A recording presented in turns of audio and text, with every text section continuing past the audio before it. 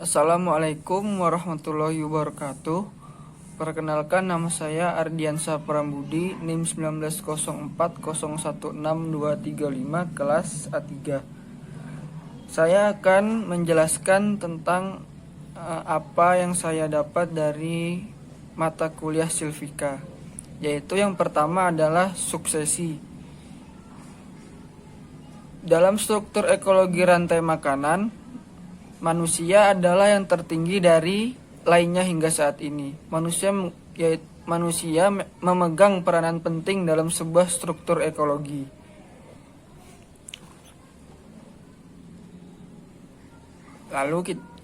Lalu ada macam-macam suksesi. Yang pertama adalah suksesi ekologi, yaitu perubahan bertahap dan dapat diprediksi dalam komposisi spesies di suatu area tertentu, atau serangkaian perubahan yang terjadi di wilayah geografis selama periode waktu tertentu. Selanjutnya ada suksesi primer dan sekunder. Suksesi primer yaitu proses terjadi adanya kerusakan yang menyebabkan komunitas awal secara total dan digantikan dengan komunitas baru yang berbeda dari sebelumnya. Sedangkan suksesi primer adalah suksesi yang dari awal komunitas asal atau awalnya terganggu sehingga komunitas dari ekosistem yang lama punah atau musnah. Yang ketiga ada suksesi serial dan siklis. Tipe serial biasanya terjadi pada daerah-daerah yang terkena gunung berapi, sedangkan siklis merupakan perubahan suatu daerah atau habitat yang terjadi secara periodik.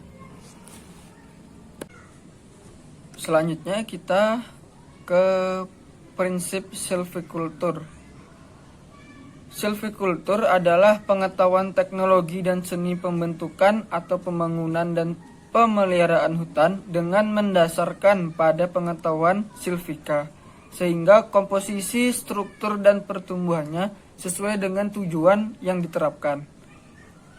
Silvikultur disyaratkan untuk dapat menjamin kelestarian jangka panjang yang berkaitan dengan fungsi-fungsi ekologi, kesehatan tegakan, dan produktivitas dari ekonomi sumber daya alam hutan. Bagian-bagian silvikultur yang pertama itu autekologi, yaitu ekologi yang mempelajari tentang suatu spesies organisme secara individu yang berinteraksi dengan lingkungannya. Yang kedua, sinekologi, yaitu ekologi yang mempelajari kelompok organisme yang tergabung dalam satu kesatuan dan saling berinteraksi dalam daerah tertentu.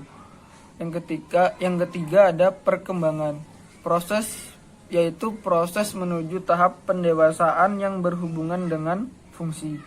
Dan terakhir ada pertumbuhan, yaitu merupakan proses perubahan ukuran yang meliputi perubahan berat, volume, atau jumlah. Selanjutnya, di dalam mata kuliah silvikultur ini ada hutan primer dan hutan sekunder. Hutan primer adalah kawasan hutan alam yang sama sekali belum dieksploitasi oleh manusia. Dengan kata lain, hutan primer terbentuk secara alami dan belum disentuh atau diganggu oleh manusia. Hutan primer ini bersifat murni atau belum ada campur tangan dari manusia sama sekali. Dan hutan primer dapat dikelompokkan dalam 3 kelompok, yaitu karakteristik hutan, dinamika tegakan, dan umur tegakan. Selanjutnya, hutan sekunder. Hutan sekunder merupakan regenerasi dari hutan primer yang awalnya rusak karena bencana alam akibat penebangan yang disengaja untuk memenuhi kebutuhan manusia, yang mana penebangan tersebut umumnya bertujuan untuk mendapatkan kayu atau membuka ladang sebagai lahan bercocok tanam. Lalu yang terakhir ada fungsi hutan primer dan sekunder. Fungsinya yaitu satu, mencegah terjadinya erosi dan tanah longsor, karena hutan itu membantu penyerapan air hujan agar tidak langsung diserap oleh permukaan tanah. Fungsi yang kedua, hutan merupakan sumber plasma nutfah yang dapat membantu perkembangbiakan keanekaragaman hayati secara genetika. Fungsi yang ketiga, hutan dapat membantu mengurangi populasi akibat pencemaran udara. Dan yang fungsi keempat, hutan dijadikan sebagai sumber ekonomi.